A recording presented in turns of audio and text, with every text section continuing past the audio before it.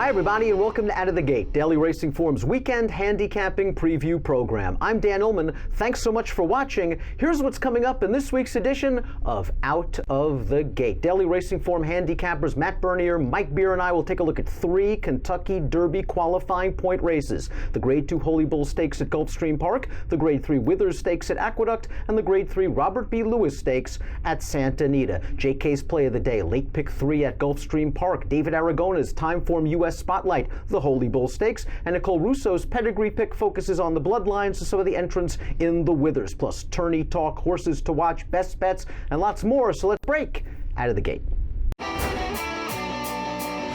We begin Out of the Gate with our Horse Watch segment. Mike Beer, NYRA analyst, going to Gulfstream Park in South Florida. Where's Mark Henning coming up with these debut winners? Yeah, I don't know. Gulfstream Park. This is Pegasus World Cup undercard, race number 2 on that card. Yeah, Mark Hennig, he's the new Todd Pletcher. First-time starters. They all get bet. They all win. This is cash. A 3-year-old filly. They paid $500,000 for. We'll start at the break here. This filly took a lot of money this race, but she took a pretty good bump at the start too. She's away last in this field. But she has really nice tactical speed in this race. Javier Castellano gets her forward. She'll sit a really nice trip in this race, right in behind the lead. She's very professional all the way around to the top of the stretch, just sitting in behind the lead, tracking the pace the entire way. Javi's going to take her clear right here. She's going to walk right by this leader to take over this race at the top of the stretch.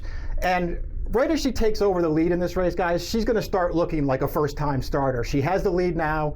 Castellano's going to get the whip out a couple of times on her here, and now she's going to start acting very green. She's going to shy from the whip when he goes left-handed and start drifting out, and then she's going to shy from the whip again when he goes right-handed and start drifting back in, but she never stops running in this race. This was a really nice debut, I thought, from this filly. Professional early, a little green late. This filly can run a little bit.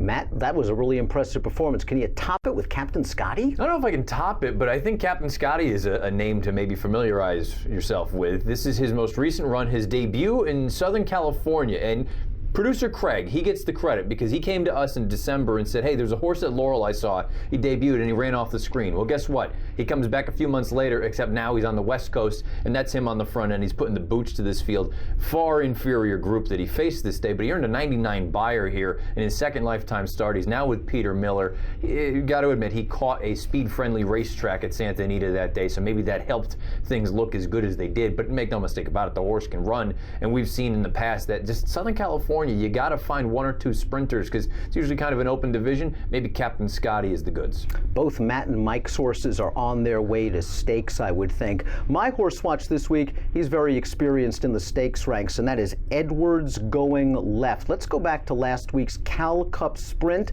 Edwards Going Left was going against a big name in Masochistic. He looked masochistic on the eye after being rushed up along the inside to make the lead, and he extends en route to a 102 Beyer speed figure victory. And his trainer, John Sadler, says the Grade 1 Triple Bend Stakes at Santa Anita is next on March the 10th. Sadler claimed this horse out of his career debut for $50,000. All he's done since then is win 7 of 10 races, and this horse was good enough to run a solid second in the Grade 1 Malibu on opening day at Santa Anita for 3-year-olds. I think there's even more scope for improvement for Edwards Going Left, and he's not just a speed-crazy horse. He can also sit from off the pace. Keep an eye on this good Calbred in sharp form. That's Edwards Going Left. Let's get to some handicapping. The Holy Bull is the feature at Gulfstream on Saturday. Let's take a look at the field for the feature race at Gulfstream Park on Saturday. It's for 3-year-olds. It's a Kentucky Derby qualifying point race. It's the DRF Bet Saturday race of the day.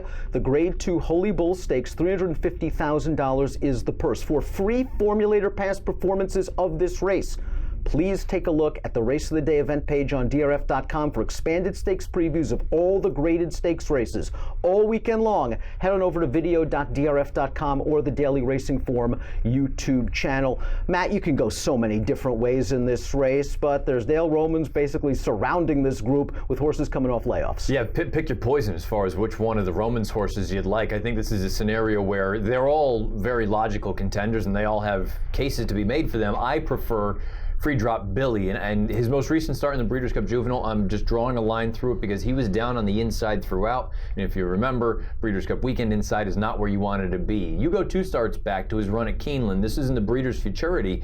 I thought he did everything pretty well here. Now, he may not have beaten a fantastic field, but He changes leads on cue. He's always given off the impression that distance is going to be his friend. I have no concerns about that. The only concern leading into a race like this, and this goes for many of the Romans horses, it feels like they usually need one before you see their absolute best, but it sounds like they're training well, and I think I should get a decent enough number on Free Drop Billy. Good post position, good tactical speed on a horse that certainly can go a distance of ground. You mentioned that he's shown that aptitude on the racetrack, big pedigree as well. I think I have to Hawkbill who wanted to go a long way. Mike Beer, didn't somebody tell you that they paid off the Rainbow last week, because this is the anchor leg of everything at Gulfstream Park, the Rainbow 6, and you're going for the bomb? Yeah, I'm just going to go for a little bit of a price in here, if only because I just felt like this Holy Bull was such a wide open race, and as Matt said, there are cases to be made for a lot of different horses in this race. I just wasn't sure which one I would want to take, any kind of shortish kind of price on in this field, as these 3-year-olds try and sort themselves out. So I'm going to go for a little bit of a price in here. I'm going to go with Master Manipulator.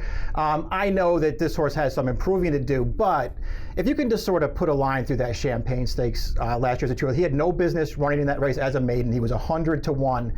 Every one of his other starts, this horse has taken a little bit of a step forward, and that includes last time when he finally broke his maiden. And yes, this is a wet track, and he got right to the front. He is bred to really like a wet track. But I like the way that he takes on a challenge here and sees it off and finishes pretty well in this race, I thought, in his first start around 2 turns. This is a horse who, I'll admit, I have a little thing for him. I liked both of his first 2 starts last year and felt like he was a horse to follow. Maybe he can take a step forward one more time, especially in this race where he's got a great inside post, a really good rider, and a nice running style. I think this horse might fall into a trip here at a price. Andy Byer would be so disappointed in you guys. Don't you know it's all about the fig? And the fig horse in this race is going to have to overcome a tough outside post. But that is MISSISSIPPI, the number 11, Mississippi, for trainer Mark Cassidy. Let's go back to his most recent start over this course at this distance. He's down towards the inside. He's been on the pace every step of the way. That's a pretty good Todd Pletcher trained 4 to 5 shot ranging up on the outside. But Mississippi's pretty game in the stretch. I mean, you can't pass Pletcher at Gulfstream, but this horse is doing his best to try, and he finishes a solid second. Now, he's going to need a little bit of a gun runner trip from a tough outside post. He's going to have to break. He's going to have to settle in a good spot without losing too much ground, but he has run some fast races, and I think this outside post is going to scare people enough that he's going to be a playable price, maybe 5-6-1 on the morning line. It's Mississippi in the Holy Bull Stakes. For Nicole Russo's pedigree pick segment this week, she's going to take a look at the feature race at Aqueduct, the Grade 3 Withers Stakes, and then we've got Peter Thomas Fornatel taking a look at all the latest in the world of tournament play. Let's go to those segments right now. Hey guys, Nicole Russo coming to you from Lexington, Kentucky for Out of the Gate to look at the Withers Stakes on Saturday at Aqueduct, one of 3 Kentucky Derby points races around the country on Saturday. Now, much of the attention here, of course, is going to center on Firenze Fire, the only Grade 1 winner in the field, a multiple stakes winner at a mile, intriguing blend of speed and stamina in his pedigree, as Danielman and I have discussed extensively. However, as we've noted, it's a different mental game for these young horses, going from the 1-turn mile that he's been so successful at to a 2-turn mile and an 1/8 for a race like this. So I do want to look closely at Firenze Fire's other challengers in this short field. Now, another horse taking the New York route to the Derby along with Firenze Fire is Avery Island, already an experienced stakes competitor. After this win in the Nashua, he finished second in the Remsen to the well-regarded Catholic Boy, who is winnering at Tampa. This colt, one of a couple of interesting homebreds on the Derby trail for Godolphin this year, is by Kentucky Derby winner Street Sense out of an AP Indy mare who won at a mile and an 1/8. Street Sense seems to have really hit his stride with this group of 3-year-olds this year. Of course, he also has McKinsey out there on the West Coast. You've got to like Avery Island's pedigree in spots like this at this middle distance, stretching out against some of these competitors. The best page in the race might belong to the well-regarded Marconi, who broke his maiden going this mile and an 1/8 at Aqueduct. He costs $2 million as a yearling, and why not? He's by a perennial leading sire and multiple classic sire in commercial powerhouse Tappet, and his dam has already produced 3 stakes horses, including Mucho Macho Man, winner of the 2013 Breeders' Cup Classic. That one was classic placed as a 3-year-old, but did really develop and hit his best stride later on as a 4-year-old. I'm expecting big-bodied Marconi to also be a continual developer who will relish added distance, although Tapit definitely adds some precocity to the page. And lastly, I want to talk about California Knight, a good debut winner at 6 furlongs who will be stretching out here. He's by champion sprinter Midnight Loot, but as much as we talk about hidden turf sires, I do wonder if that outstanding sprinter could be a hidden distance sire. Midnight Loot, by a dual classic winner in Real Quiet, stamina in his pedigree, built like a route runner. Trainer Bob Baffert believed he would have been a route runner, but throat surgery limited him to sprint excellence. As a stallion, he is producing some longer distance winners, such as Queen's Plate winner Midnight Aria, also some elongated sprint types like Midnight Lucky, who took the Acorn at a mile, and Humana Distaff at 7 furlongs. California Knight is out of a later developing Malibu Moon mare, who is a half to a steeplechase stakes winner. I always read steeplechasing success in the family as a sign of stamina. This is the family of some Canadian champions. I think this is a really interesting horse stretching out if you're trying to look past the favorites in the withers.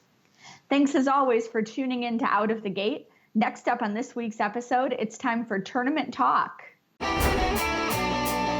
Thomas Fornatale back with you on Out of the Gate. It's finally here.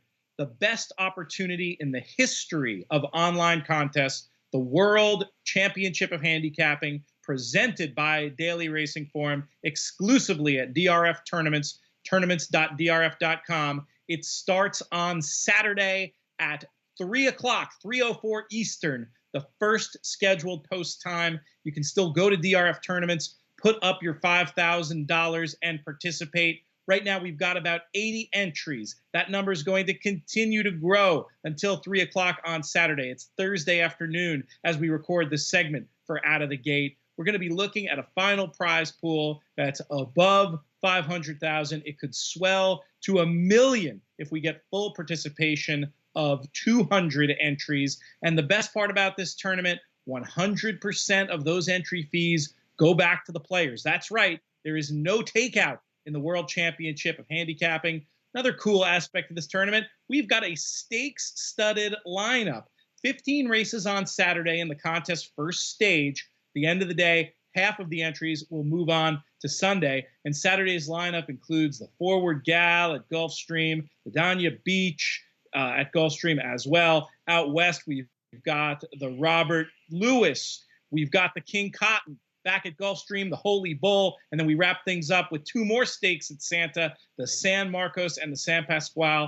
Going to be doing, as part of DRF TV, a special pregame show, essentially, for the WCH. Going to be going live tomorrow, Friday afternoon, approximately 2:45 Eastern, with Jonathan Kinchin. Going to be talking about some of those stakes races I just mentioned, and also talking a little strategy for the WCH and its unique set of rules. I mentioned that after the first day, there'll be a cut line. There'll also be a cut line midway through the second day on Sunday. Sunday, of course, Super Bowl Sunday. Things will be wrapping up a little bit early, going to be a little more compressed. But basically how it works, there's going to be a segment of races. The field will cut in half again. The remaining players will stay on, and they will play for the championship. Going to be a lot of fun. I'll be covering the event via DRF Live in writing, livedrf.com, or just the drf.com homepage. You can follow along and watch the chase. I'm really excited. So cool to have a championship level online contest for once. Very much expecting this to be the most money ever put up for an online contest, and for the winner to win the biggest prize in the history of online play. Catch all the goings-on at drf.com. Hopefully you'll be playing in it at tournaments.drf.com and can follow along that way as well. Godspeed to everybody playing. Very excited to be part of this World Championship of Handicapping. All right, that's all I have for Tournament Talk on Out of the Gate this week. Stay tuned for more right after this.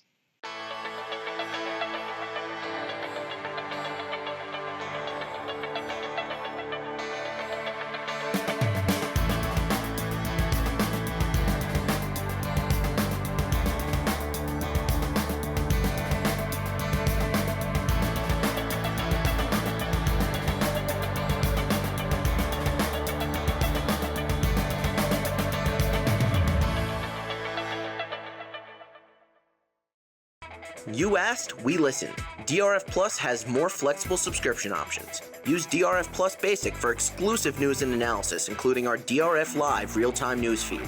Or go deeper with DRF Pro and unlock buyers, closer looks, picks, and reports, including the DRF Daily Game Plan. DRF TV viewers get 50% off the plan of your choice. Use code DRFTV50 at checkout. Learn more about the DRF Plus subscription plans at drf.com/plus. Welcome back to Out of the Gate. Here's the field for the feature race at Aqueduct on Saturday. It's the Grade 3 Withers Stakes, a Kentucky Derby qualifying point race. $250,000 is the purse. For expanded stakes previews, we talk about every horse and every graded stakes race this weekend in depth. Visit video.drf.com or the Daily Racing Form YouTube channel. Two big favorites on the morning line. Matt, why don't we like the #1 Firenze Fire, already a Grade 1 winner? Why don't we like him more in a Withers? I think a lot of it has to do with, we've seen this in the past. There's a horse that I don't really have a good answer or explanation for it, but you just feel like distance isn't going to be his friend, and that maybe one-turn configuration is ultimately what his bread and butter is going to be. That doesn't make you a bad horse, but if the distances continue to get longer, then you've got to be a little bit concerned. His most recent run in the Jerome was a one-turn mile, and that really kind of feels like this is his game. Anytime you try to go longer with him, or I'd say anytime, they haven't done it very often, this is going to be the second time they go 2 turns. I'm just concerned that the additional real estate is not going to be to his liking. You see, he actually changed leads here for the first time, which was a refreshing change. But I think he's a nice horse. I just don't think that 9 furlongs is going to work for him. I agree. You look at that pedigree, and you do have to worry about the 1 1/8. But this horse, for the most part in his career, has been a win machine. He's got a nice inside post, a nice tactical gear. But Mike, I really do think distance might be the story. Avery Island acquitted himself quite well in the Remsen last time out, and is already a graded stakes winner at Aqueduct. Yeah, it really feels like the 9 furlongs is really going to help this horse out, and certainly going to help him more than it helps Firenze Fire. We'll find out more about that on Saturday. But Avery Island has just sort of given off that impression right from the start. The longer you go with this horse, the better he's going to get. And he's already been that 2-turn 9 furlongs in the Remsen last time. He didn't win. He was the favorite, and he couldn't quite get it done. But I thought he ran really well in that race. And one start prior to the Remsen, he won the Grade 2 Nashua, and this was a pretty good performance for this horse. Now, they put him right on the lead in this race. I don't think he beat the strongest field in the world here either, but he's going to take a little bit of a challenge here from the actual favorite in the race, Avino Malcano. He's going to turn this horse away mid-stretch, and I like the way he just sort of runs through the final furlong of this race. I think distance is this horse's friend. I like his seasoning, and I like that Kieran's starting him back in this race. He really buried those horses in second and third. Look how exhausted Avino Malcano is in the stretch, and Avery Island is just getting going. And he's no plotter, Matt. I mean, he can stay close to the pace. Yeah, the Timeform US pace projector will allude to that as well. He could work out conceivably the perfect trip in this race on Saturday afternoon. You're going to have that one horse go out there and kind of set the tone, but they believe that he's going to be sitting kind of the catbird seat.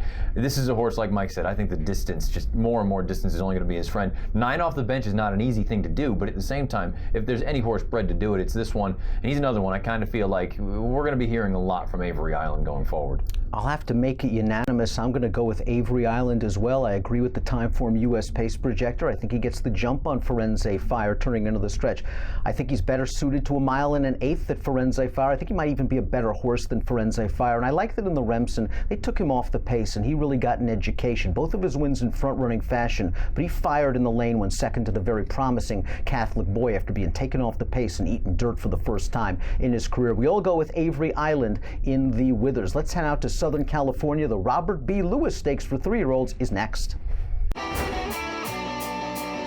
Let's take a look at the field for the 3-year-old Derby Prep in Southern California. It's the Robert B. Lewis Stakes. We'll be going 1 1/16. For expanded stakes previews of the Lewis and all the other graded stakes races this weekend, please visit video.drf.com or the Daily Racing Form YouTube channel. Matt, this is just such a competitive race on paper. Your top pick, 10-1 on the morning line. Yeah, this is essentially a non-winners of one other than. All of these horses fit that condition. I think Dark Vader is kind of an interesting runner in here. I want a horse that wants to go and beat you, and I'm not sold that many of these other horses actually want to do that in this race. We're going to go back and look at his maiden score. This was his most recent race, his 4th lifetime start. He's on the outside. This is Los Alamitos. You've got 100 basically miles of real estate to work with here in the stretch, and I just like, maybe you could make the case that he's just kind of going up and down. I feel like he goes and gets that horse in front of him, and if I have kind of reservations about how many horses in this race actually want to go and get the job done, and I don't think that's the case with this one, I'm going to get a good number. Distance isn't going to be a problem. Off the bench, sure, he's going to have to be ready to go, but I have faith in Peter Urton. I like this horse at a good number. Forceful maiden win for Dark Vader at Los Alamitos. Mike, you want to stretch out speed? Yeah, we'll see what happens in this race. I mean, it's just, this is of the 3 Derby preps this weekend, this is the one, you know, with a field of horses with the most to prove. You just don't know how good these horses are. I'll take a little shot with a horse who could be an okay price. Lombo is the 4. He's got to stretch out in this race, but I think he's got enough pedigree to at least handle a mile and a 16th in this race. And I liked his recent maiden win. I know it was only 6.5 furlongs, but this horse, there was some hitting going on in the turn of this race. A bunch of horses taking shots at it. He was sort of in between horses. I like the way he fought off all these challengers.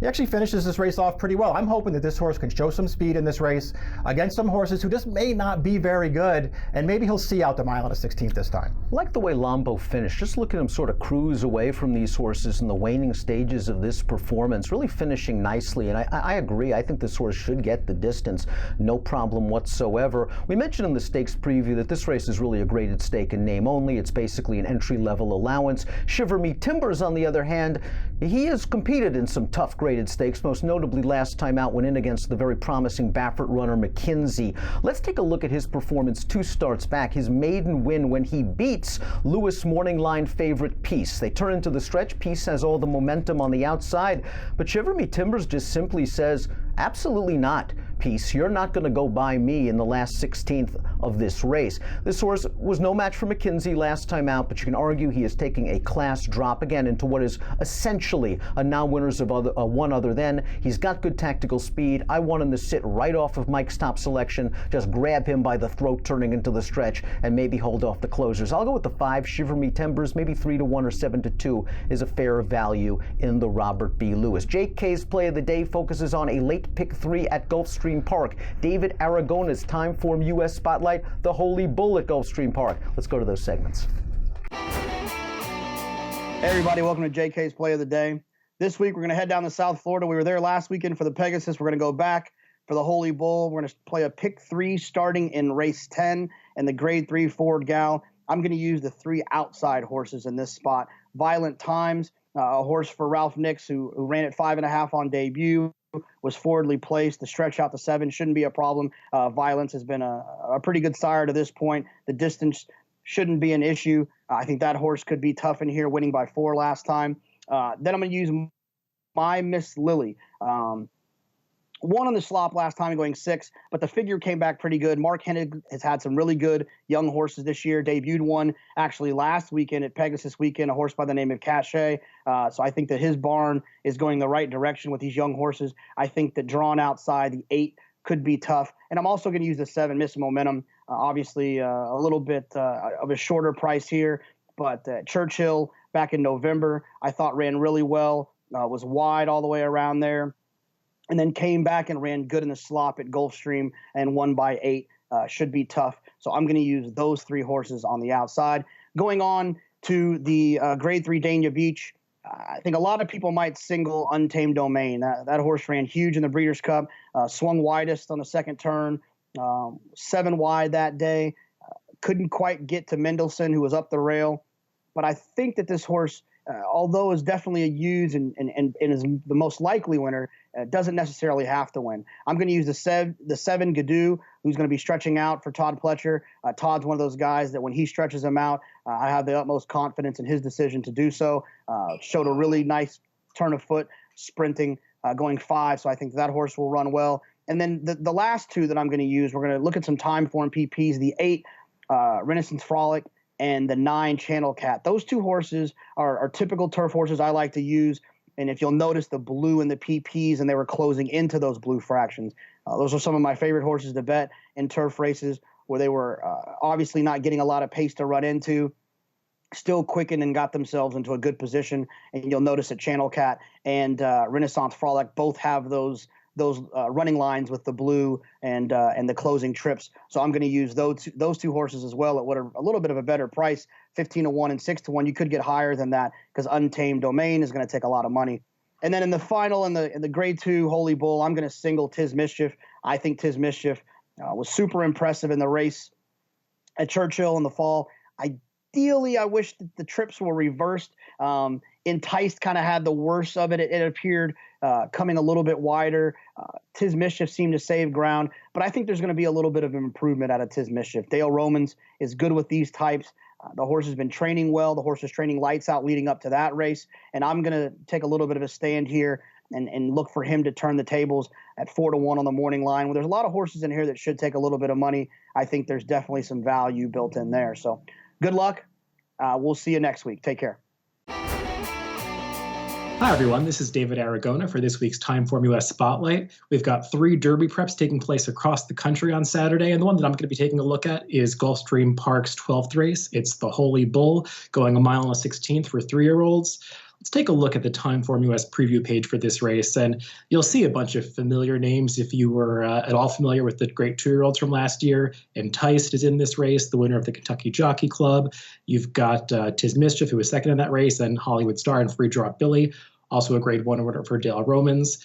The thing to note about this race right off the bat is that the Timeform US pace projector is predicting a fast pace. You've got a couple of horses with a lot of speed drawn to the outside of this field. Those are Iquor, who's stretching out from sprint races, the number 10 horse, the number 11, Mississippi, who's going to have to use his speed from that outside post position to get over, and Dale Romans' charge Bandito, number 5, who is the one horse of his quartet with speed. So he's probably going to be out there trying to mix it up on the front end, hoping to set things up for his 3 closing stablemates.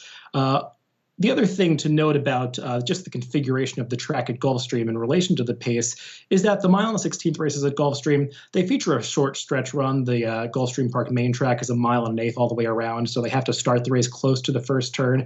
So those outside post positions can also often be a disadvantage, and the closer sometimes have a disadvantage in the stretch because it's shorter than normal. Let's start by taking a look at the horse that's likely to be the morning line favorite. That's Enticed, the number 1 horse for Kieran McLaughlin. He really did nothing wrong as a 2-year-old. 3 starts. He ran well in all of them. His one loss was a 3rd place finish against some of the best horses of his generation, the Champagne. You see the horse that was second in that race is Good Magic, who obviously went on to win the Breeders' Cup Juvenile later in the year. Last time out at Churchill Downs in the Kentucky Jockey Club, he ran a very professional race for a horse just making his 3rd career start. Others had some trouble in there, and he had a pretty good trip. But all things considered, I thought he was very game down to the line, holding off his main rival, Tiz Mischief. He's just a very logical horse. Kieran McLaughlin does well off short layoffs like this, and he is one that I think you have to use, especially given his good draw down towards the inside. The horse that he beat last time, Tiz Mischief for Dale Romans. Dale Romans actually has 4 horses in this race. Reportedly, he's only going to start 3 of them, with the 2 that are coming off layoffs, Free Drop Billy and Hollywood Star. Only one of them is going to start. The other one's probably going to run at Tampa Bay next week. Tiz Mischief, I thought, was the one of the Dale Romans quartet that I'm most interested in. He's probably the shortest price of the 4 horses, but I think he deserves to be. He really got good towards the end of his 2-year-old season. He had to weave his way through traffic when getting up for second in that Kentucky Jockey Club last time. You see, Dale Romans doesn't have great stats off layoffs of this type. He just gets a 52 Timeform US trainer rating coming off layoffs of 52 to 88 days. But this is a horse that Dale Romans has been really drilling strongly at Gulfstream for almost 2 months now. He's been down in Florida. The workouts have been impressive, whereas his stablemates, Hollywood Star and Free Drop Billy, also in this field, have only registered 4 workouts. They seem like they might need a race, whichever one starts here. I think Tiz Mischief is going to be ready to fire a top shot in here, and he's my top pick in this race if I had to make a top pick, but we'll see what kind of price he is. I'd want around 7-2 if I was going to bet him in this race. Taking a look at some other contenders, another horse that figures to take money is Todd Pletcher's Audible, number 4. Audible is taking a big step up in class. Todd Pletcher, he's a New York bred, and Todd Pletcher was originally going to run him in a New York bred stakes race at the beginning of January. He called an audible and decided to ship him to Gulfstream for this Derby prep to try to get some points towards entering in the Kentucky Derby later in the spring. And you can see why. I mean, he's been very impressive in his first few races. Last time out, he won by nearly 10 lengths against a pretty weak allowance field. You see the green colored text of the race conditions, which indicates it's an off-the-turf race. So he was facing some horses that probably weren't meant for the dirt, and that started December 6th. You also see the 92 race rating for that race, which is fairly low in comparison to others in this field. The projected race rating for this race is a 108. So that just indicates that he's taking a big step up in class in this race. He's probably going to have to come from a bit farther off the pace than he did last time. So at a short price, while Todd Pletcher's always dangerous at Gulfstream, he's one that I want to take a bit of a stand against and use him sort of defensively underneath. One horse at a big price that I want to throw into the wagers, maybe not as a winner, but as one that I want to use in exactas and trifectas, is the long shot number 9 Tip Sheet. I know this horse has been running in Florida for his entire career, and you might say he's been facing some weaker horses down there, but his speed figures actually stack up well against this field. He earned a 109 back in September and a 104 following that. You'll notice some interesting markings next to the race ratings of a couple of his races. There's a C next to the race on November 15th and an O next to the race rating on January 11th. Those just indicate that you want to be a little wary of the speed figures that were assigned to those races. The C indicates that it was a track that had a lot of moisture in it, and there was some weather-related things happening during the day, so the track was changing throughout the card, which can kind of cast some doubt on the accuracy of the speed figure. And then last time, the O indicates that it was the only race of a specific type during that day, so it was the only route race on that card. So sometimes you want to see how those speed figures come back and play. The horse that's going to take money coming out of that last race on January 11th is Mississippi, the horse that's number 11 in this race. And while he's one that has a chance and has plenty of upside as an expensive son of Pioneer of the Nile, Tip Sheet is the one that I really want out of that race, especially given the projected fast pace here, because Tip Sheet had trouble at the start last time. He kind of got squeezed back. The jockey briefly lost the irons, and I thought he made a pretty good move around the far turn to get up into third and finished well in that race. He's just a horse that's slowly been progressing over the course of his career. I think he's a bit better than he looks, and if he's a big price, above 20 to 1, he's one that I want to use underneath in trifectas. So for me, it's Tis Mischief over Enticed with a little Tip Sheet in Saturday's Grade 2 Holy Bull at Gulfstream. Time for our best bet segment here on Out of the Gate. Mike Beer, graded stakes action at Gulfstream. You got a fast one. Yeah, race number 4 is the Swale Stakes, 7 furlongs for 3-year-olds. I like Tricks to Do in this race. I think one of the things that I like most about this horse doesn't really have anything to do with him. It's just the fact that he's in a race against a horse named Strike Power, who debuted early in the Gulfstream meet, 5.5 furlongs, ran a 102 Beyer, speed figure winning by 8 lengths. I feel like that horse is going to take a ton of money in this race. I think that might open things up for Trick to Do to actually be a bettable price in this race, and I think Tricks to Do is a very good horse. We're going to look at his most recent win at Tampa in the inaugural stakes. He just blasts this field with I think a really impressive performance. One start prior to this, he was equally impressive, breaking his maiden despite having a broken rein, where his rider couldn't even really do anything with him. He just did it all on his own. This is a fast horse who I think is in a spot where you might be able to get him at something of a bettable price just because of who he's running against. Matt, I know you agree. You made Tricks to Do a horse watch here on Out of the Gate a couple of weeks ago.